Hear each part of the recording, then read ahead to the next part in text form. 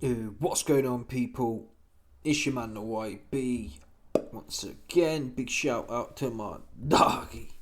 Put a VN1 for coming through and boosting up the coin. So, bash! We got some breaking news for the great unwashed masses right now regarding Joseph Parker and FABIO Wardley. Apparently, the ring put out yesterday. I believe those were the cats who broke this news. Here we go. Joseph Parker versus FABIO Wardley is on the verge of being finalised for a heavyweight world title. No, it's not actually, tell a lie. It's a heavyweight clash on October. I think he's interim champion, no Parker, but whatever. On October 25th, so that's not long, you know. What is it, 7 weeks, I guess? Fair play to them. I like these ones. They get announced and they're pretty quick. You're not hanging around for 10 months. But anyway, it's going to be at the O2 Arena in London. I'll read to you the article as well. It doesn't look like, well, I mean, it's at the O2. So it doesn't look like His Turbulency is really interested, to be honest. That's the truth. Which I'm quite surprised about to some extent. Why? This is going to be at the York Hall, like I said, essentially. In these times of His Turbulency, this might as well be at the York Hall, to tell the truth. That's what this is. It's been, no, tell a lie. Is it the York Hall or is it the... It's not the Copper Bosch. It's the York... Yeah, I think it's the York Hall they've scheduled this for. So why isn't Turkey involved? Yeah, this is what I don't get. You got Canelo and Crawford, right? Could you have not boshed that on there? Yeah? Well, there's some other moody card coming up. Who's on the headline of that? Not sure, but you got Beterbiev fighting someone on some card. He's not even the top of it. Who is fighting on there? I can't even tell you. You've got Yard versus... Let's have a look at that one there. That makes sense. Yard versus Benavides.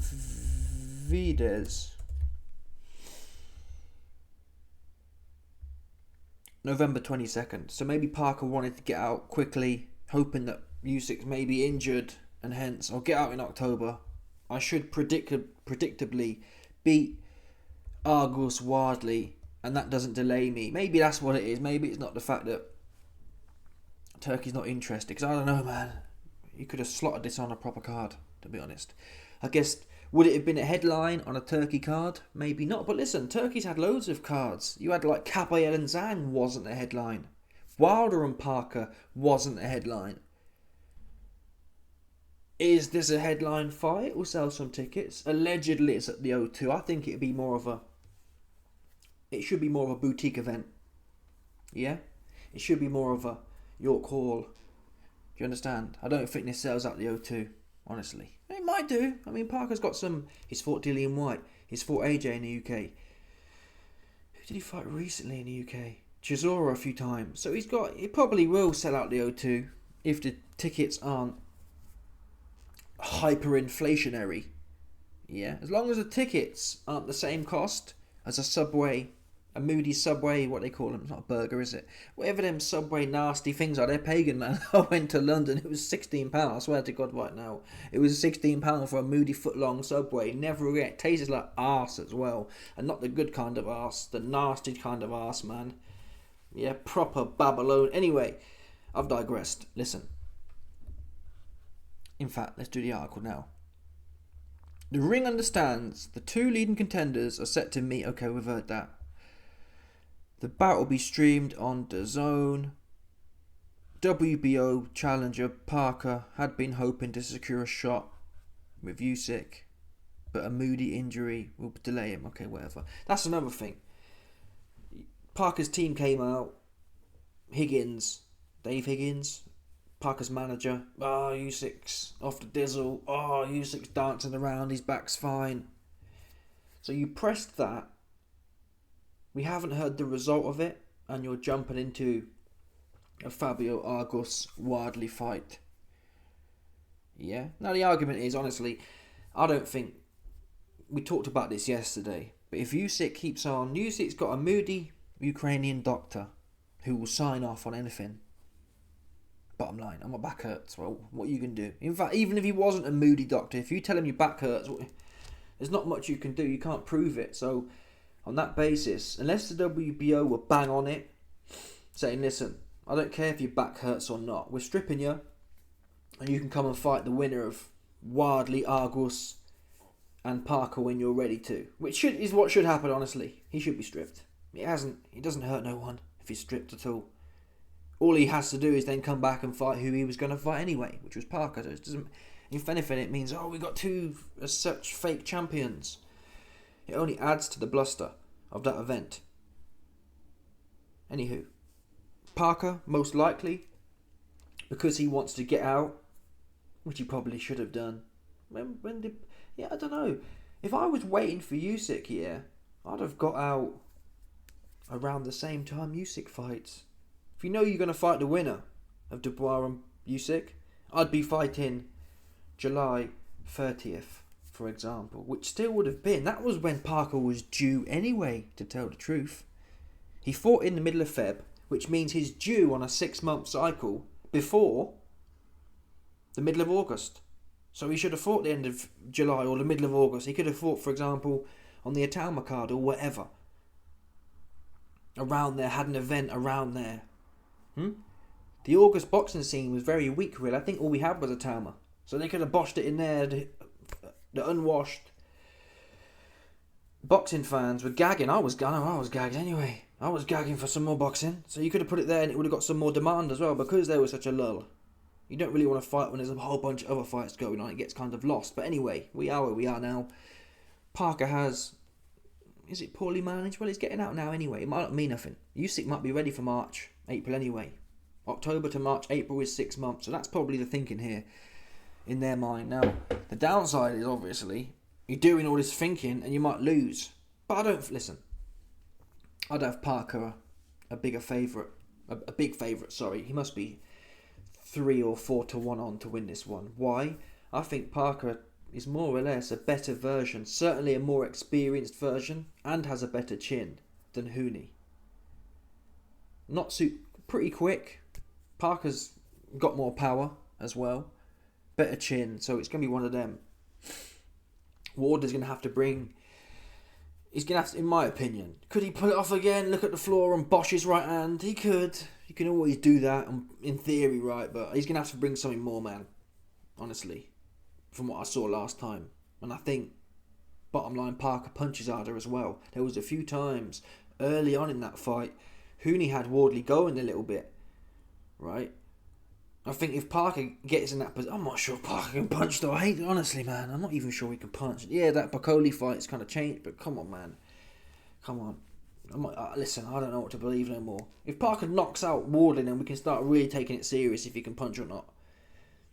But if he goes in there and shoeshines Wardley to death, and it's a 12-round stinker, he can't punch again. I'm telling you now. I'm telling Parker right now. If you go in there and you can't finish your dinner, because let's call a spade, Wardley was puffing, man. He was ready to go with Hooney. Hooney can't punch. He was ready to go, though. I think that's a fair assessment. So if Parker... I think Wardley's going to get tired. Even if he... In that Hooney fight, I think he had a really strong round 2 or something. A round 2 or 3 was really strong from Wardley. And that puffed him out for the rest of the fight. But if he doesn't start really strong, what does he do? He's going to outbox Parker. He's got to come in there. He's got to try and turn this into a bit of a scrap. Now, I don't know how you train to have a bit of a scrap. Not these new age man anyway. The old school man, yeah. You can watch loads of fights. Go and watch. I talk about it all the time because I'm not a historian, but you can go and watch Holyfield versus Burt Cooper or Tommy Morrison versus Ray Mercer. Or Shannon Briggs versus George Foreman, to be fair. They all start at a hot pace.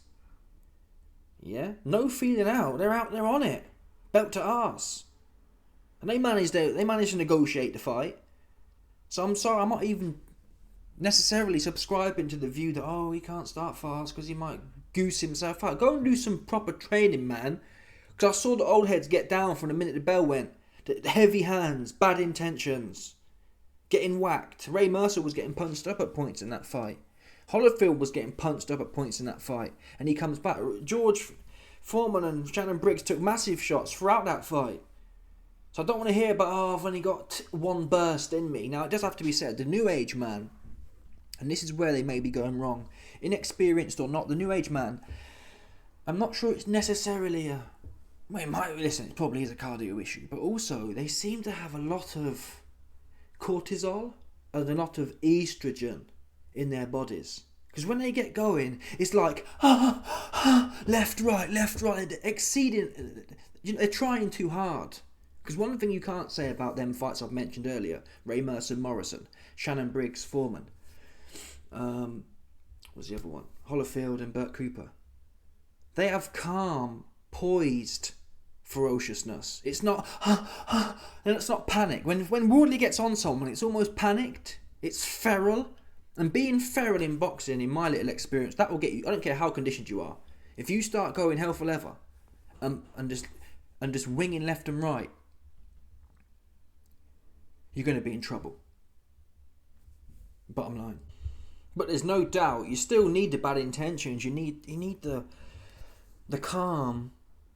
It's like these new age man, they want to get on you and get you out of there quickly without taking nothing necessarily. Do you know what I mean? It's like, hop on you, left, right. They're not really... You must know what I'm talking about, man. Look at Ben Whittaker versus Liam Cameron. I mean, he pulled it off-ish with a moody brown envelope from Ben Shalom to the referee. But imagine if Whittaker hadn't got him out of there, he'd have been goosed. If you thought he was tired in that first fight, man, you wouldn't have believed how tired he would have been. It's like a panic. It's a panic. It looks like a panic, doesn't it? Let's be real here. It's not. You can't say there's like crazy IQ going on or crazy poise. And Wardley has an element of that.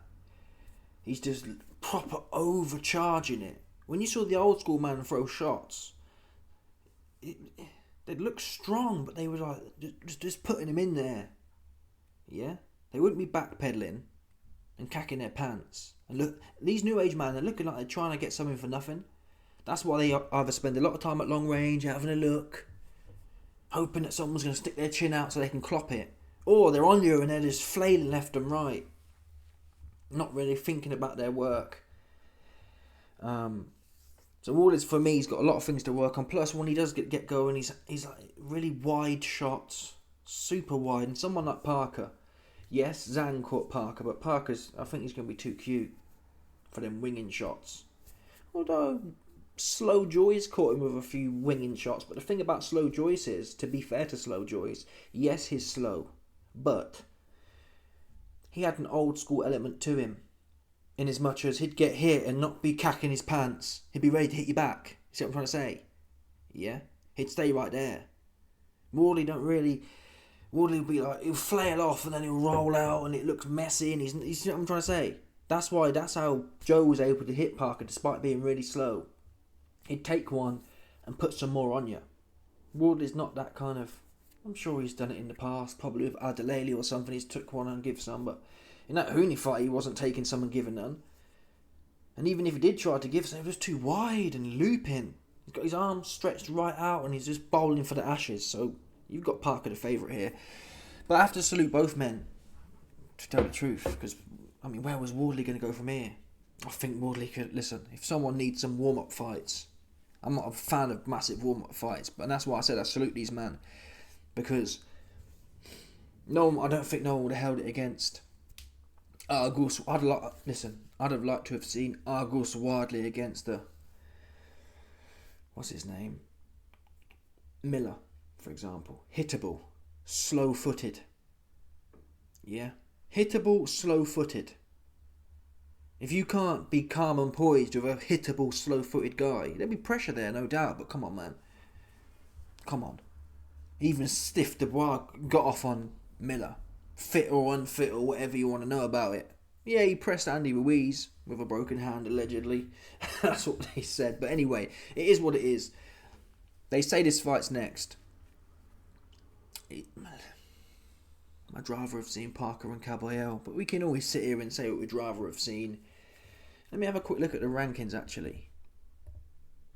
What about Wardley and the Talma?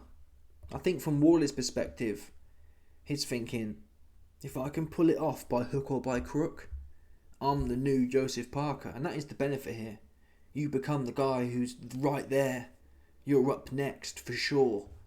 And Wardley clearly believes in himself. So I do respect that. And honestly, I'd prefer Wardley to clip him. Yeah?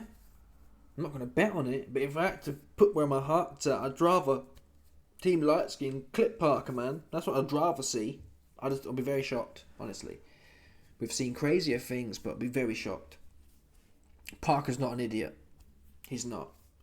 And he's not inexperienced like Hooney. He can negotiate. He can get. He knows what it's like to get put down. He can get up, and his chin, he can go down. But he's not on skates like Hooney. Hooney was well documented. We talked about it before the Wardley fight. It's well documented. Hooney. Yeah, he's on rollerblades. He boxes on rollerblades. If you hit him right, whoop, his legs go in the air, and he's in a big heat, man. He's boxing on skates into the day, and there's only so much stability a pair of ice rink skates can give you in a boxing ring. Parker's not on skates, so yeah. Anyway, I wanted to check down the rankings. That's what I wanted to do. Boxing, skiing, and see what else could have possibly happened. The Caballero fight. They met each other. Parker and Caballero met each other. It's not boxing scene, is it? It's box rec. They met each other and they said, "Oh, we want to really fight for a belt," and that is true. I'm talking about a purist, the best fight. I agree that neither of them really deserve to take each other out without a belt. In any other era, Caballero and not any other era, but in recent times, Caballero and Parker, based on what they've done. Their runs, I'm not being funny, their runs are as good as Klitschko's run. The 10 times, remember Fury fought for the belt with Vlad, well, he won the belts with Vlad. Caballero and Parker have done 100,000 times more than Fury did to get his shot. Each. Both of them have. I can't even tell you who did Fury beat. Chisora. I think he beat Chisora at that point once. That was the first time at Life and Death. Didn't stop him, I don't believe. Alright. Let's have a look at the heavyweight rankings. Caballero, Dubois. Well, Dubois a write-off. He ain't going to be around for a minute. He's been wrote off. Usyk wrote him off, man. Gaptooth wrote him right off. So they're going to have Tony Sims is going to have to see what they can salvage out of Dubois, man. He's been written off, man. He's not. He's a cat A. What is it? Cat C. He's a cat C write-off, man. Dubois is fucking hell. Okoli. I guess it's the rankings, right? Okoli is the WBC shill. Would I have preferred to see? Yeah, I want to see someone have a go on Okoli. And I think, in fact, as far as interesting fights go, Wardley and Okoli would be more interesting. Okoli's with the hugging, but they have similar styles-ish. Well, certainly when their hands get going, right, they're just bowling shots over. So I want to see someone have a go on Okoli. To be fair, I like Wardley, so I don't really want him to lose. Straight up, I'd rather Parker have a go on Okoli, or even I'd rather Wardley roll the dice with Okoli. I think that's more his level. Because Okoli, if you hit him, yeah, he's finished for sure. If you hit Parker, he's not finished for sure. If you can clip, Chris Billon-Smith showed this. If you can clip Okoli or bum rush him, he'll be in his box for the rest of the fight. He won't want to fight. Parker, that's not the case.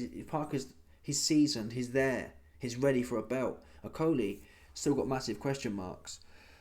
Is this fight bigger? With Parker, it probably is, and it maintains your WBO situation. But I'd rather have seen that. Okoli and Wardley. That's more their level. Parker's a step above Okoli, bottom line. Yeah. Wardley, Okoli, who wins that fight? Again, I've got to be honest, I'm 50-50. Right? That's a 50-50 fight.